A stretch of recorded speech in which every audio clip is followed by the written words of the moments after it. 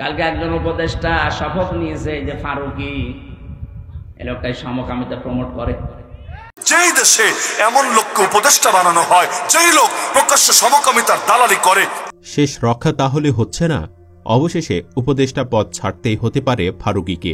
ছাত্র জনতা হেফাজতের পর এবার গর্জে উঠেছে আমির হামজা, ওসামা থেকে শুরু করে আসিফ মাহতাবরাও। যে করেই হোক সরকার থেকে ফারুকীকে সরানোর দাবি তাদের। একটি মাহফিলে আমির হামজা ফারুকীকে বলেছেন, নিজের স্ত্রীকে যারা দেহ ব্যবসায় লাগাতে পারে, শরীর দেখিয়ে যারা টাকা কামাই করে, তাদের উপদেষ্টা রাখলে দেশে গজব নাজিল হবে। এছাড়া মুফতি আলী হাসান ওসামাও একটি বয়ানে ফারুকীকে দালাল, চামচা বলে ধুয়ে দিয়েছেন। দুজনেই ফারুকীকে বাদ দিয়ে আসিফ মাহতাবদের মতো শিক্ষকদের নিতে বলেছেন। এমনকি ফারুকীকে অপসারণের জন্য আইনি নোটিশও পাঠানো হয়েছে। ভিডিওটিতে থাকছে এ সকল বিষয়েরই বিস্তারিত। প্রথমে জানিয়ে রাখি, অন্তর্বর্তী সরকারের উপদেষ্টা চলচ্চিত্র নির্মাতা মোস্তফা সরওয়ার ফারুকী ও ব্যবসায়ী শেখ বশিরউদ্দিন দুজনেরই পদত্যাগ চেয়ে আইনি নোটিশ দেওয়া হয়েছে। প্রধান উপদেষ্টা প্রফেসর ড মোহাম্মদ ইউনুসকে এই নোটিশ পাঠিয়েছেন ঢাকা জজ কোর্টের আইনজীবী মোহাম্মদ শফিকুল ইসলাম সবুজ খান। নোটিশ পাওয়ার ৩ দিনের মধ্যে তাদের পদত্যাগ কার্যকর করতে বলা হয়েছে। এটি কার্যকর না হলে তিনি উচ্চ আদালতে যাবেন বলে নোটিশে উল্লেখ করেছেন। এর আগে আরও অনেকেই ফারুকীকে অপসারণের দাবিতে বিক্ষোভ মিছিল থেকে শুরু করে নানান কার্যক্রম পালন করেছে। এমনকি এখনও থেমে নেই, যে যেভাবে পারছেন ফারুকীকে বাতিলের কথা বলছেন। আমির হামজা তো তাকে সরাসরি স্ত্রীর দেহ ব্যবসায়ী বলেই দিয়েছেন। নানান যুক্তি খণ্ডন দিয়ে তিনি এসব লোকের কারণে দেশে গজব নাজিলের সম্ভাবনার কথাও বলেছেন। আর মুফতি আলী হাসান ওসামা অন্য একটি মাহফিলে ব্যঙ্গ করে বলেছেন, ফারুকীকে উপদেষ্টা বানানো হয়েছে কেন? তিনি শাহবাগের পক্ষে দালালি করেছিলেন। তিনি প্রথম আলোর চামচা ছিলেন। তিনি বিগত দিনে ফ্যাসিবাদের পা চাটতে চাটতে জিহ্বাকে ক্ষয় করে ফেলেছিলেন।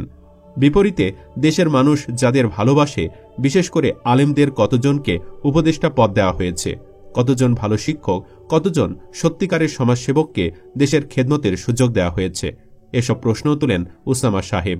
আকারে ইঙ্গিতে তিনি কারা নির্যাতিত শিক্ষক আসিফ মাহতাব উৎসসারের বিষয়টিও টেনেছেন।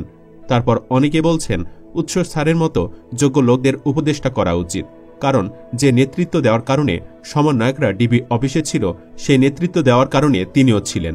যে সময় তারা ছিল ঠিক একই সময় তিনি ছিলেন একই অফিসে, তাদের সাথে তার দেখা হয়েছিল।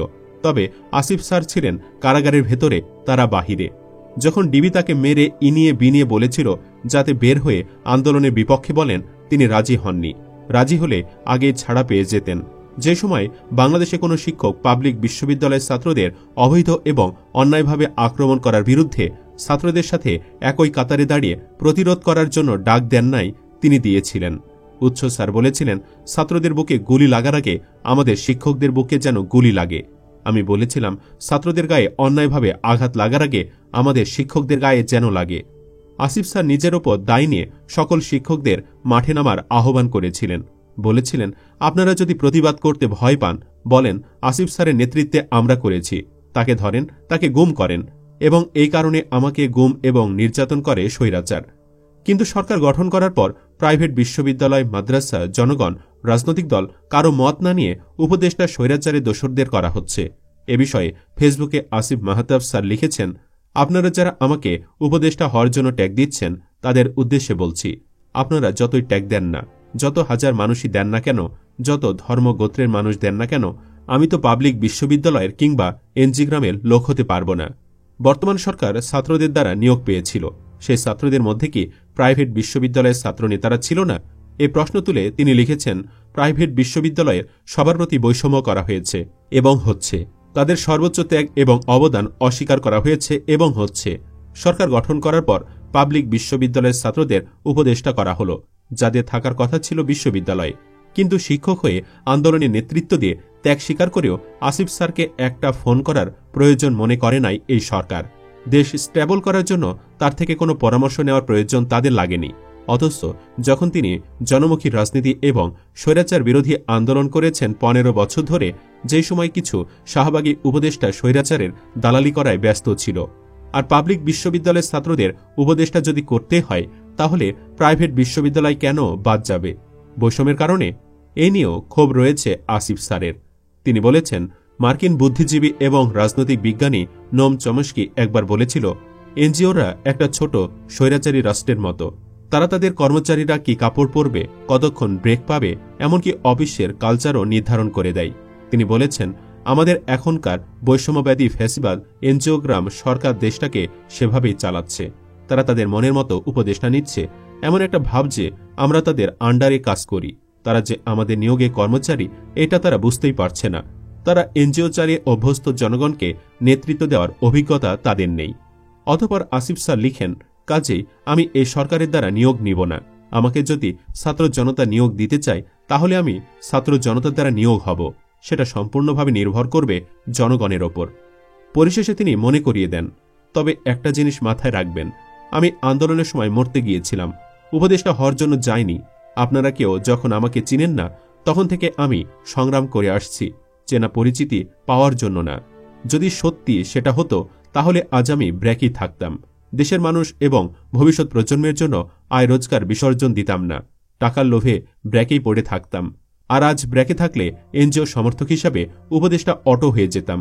কিন্তু মুসলমান হওয়ার কারণে এবং আমেরিকার ডেমোক্রেটিক পার্টিতে দালাল না হওয়াতে সেটা হয়নি। আসিফ স্যারের এসব কথার পরই মূলত ফারুকীকে অপসারণের দাবিতে আইনি নোটিশও পাঠানো হয়েছে। নোটিশে বলা হয়েছে, চলচ্চিত্র নির্মাতা মোস্তফা সরোয়ার ফারুকী ও ব্যবসায়ী শেখ বশিরউদ্দিন গত 10ই নভেম্বর সন্ধ্যায় উপদেষ্টা হিসাবে শপথ গ্রহণ করেন। বিগত 16 বছর পর ইতিহাসের সবচেয়ে বড় ফ্যাসিস্ট ও গণহত্যার নায়ক খুনি শেখ হাসিনার পতনের পর সাধারণ ছাত্র জনতা ও দেশবাসী একটি সুন্দর সরকার চেয়েছিল। সব বিতর্কের ঊর্ধ্বে উঠে একটি ক্লিন ইমেজ, সজ্জন ও সর্বজনীন গ্রহণযোগ্য ব্যক্তিদের নিয়ে একটি নিরপেক্ষ অন্তর্বর্তী সরকার গঠন করবেন। কিন্তু আমরা দেখছি ফ্যাসিস্ট সরকারের উপাদান বিদ্যমান এমন ব্যক্তিদের উপদেষ্টা মণ্ডলীতে অন্তর্ভুক্ত করা হয়েছে, যা দুঃখজনক, অনাকাঙ্ক্ষিত ও অনভিপ্রেত। বিতর্কিত ও খুনি হাসিনার সহানুভূতিশীল ব্যক্তিদের উপদেষ্টা করে আন্তর্জাতিক খ্যাতিসম্পন্ন ব্যক্তি, নোবেলজয়ী ব্যক্তির উপদেষ্টা মণ্ডলীকে প্রশ্নবিদ্ধ করা হয়েছে। এতে উল্লেখ করা হয়েছে, মোস্তফা সরোয়ার ফারুকী ও তার স্ত্রী তিশা বিগত স্বৈরাচার সরকারের আশীর্বাদ পুষ্ট হয়ে আজকে ছাত্র জনতার অভ্যুত্থানের বিজয়ের ভাগিদার হতে চায়। অন্য উপদেষ্টা বশিরউদ্দিন খুনি শেখ হাসিনার নির্দেশে বৈষম্য বিরোধী ছাত্র হত্যা মামলার 49 নম্বর FIR ভুক্ত অন্যতম আসামি এবং আওয়ামী সরকারের এমপির ভাই। এ সময় তিনি বিতর্কিত ও বিগত স্বৈরাচারী সরকারের সুবিধাভোগী মুজিববাদ আদর্শের অনুসারীদের উপদেষ্টা মণ্ডলী থেকে পদত্যাগের আহ্বান জানান। নোটিশে আরও বলা হয়, জুলাইয়ের বিপ্লবে নিহত ও আহত শহীদ ছাত্র জনতার তাজা রক্তের প্রতি শ্রদ্ধা পোষণ করে অবিলম্বে লিগ্যাল নোটিশ পাওয়ার 3 দিনের মধ্যে পদত্যাগের আহ্বান জানাচ্ছি। কারণ বাংলাদেশের ছাত্র জনতা স্বৈরাচারী খুনি হাসিনার সুবিধাভোগী, বিতর্কিত ও ছাত্র হত্যার আসামিদের উপদেষ্টা মণ্ডলীতে দেখতে চায় না। একটি প্রশ্ন দিয়ে ভিডিওটি শেষ করতে চাই। দর্শক, আপনি কি বলেন? এসব ফারুকী থেকে আসিফ স্যারদের কি সরকারের আরও বেশি প্রয়োজন না? ইয়েস অথবা নো লিখে কমেন্টে জানাতে পারেন মতামত। জানাতে ভুলবেন না আসিফ স্যারকে আপনার কাছে কেমন লাগে। ভালো লাগলে ভিডিওটি লাইক ও শেয়ার করুন। পরবর্তীতে আরও এমন ভিডিও পেতে চ্যানেলটি সাবস্ক্রাইব করুন। আল্লাহ হাফেজ।